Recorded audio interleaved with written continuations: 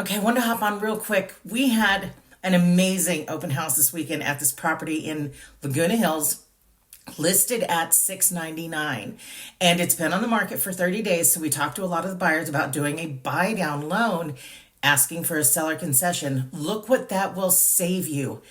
$803 per month for the first 12 months, and then $411 for the second year.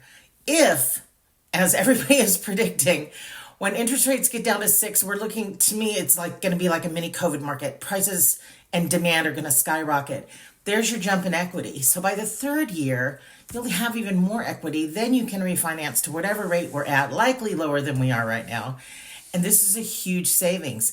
And I talked to the listing agent today, and his sellers are getting very warm and fuzzy and ready to accept this seller concession. So reach out.